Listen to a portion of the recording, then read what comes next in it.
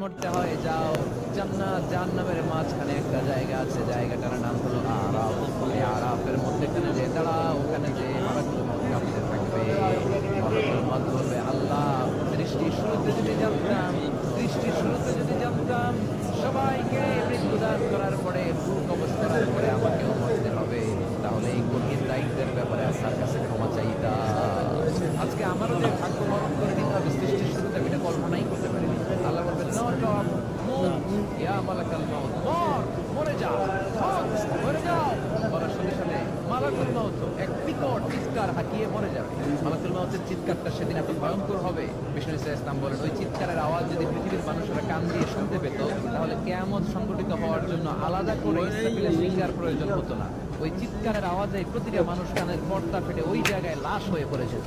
এবার ডানে বায়ে সামনে পেছনে উপরে নিচে কেউ নাই, একজন ছাড়া। জোরে বলতে হবে, তিনি কে?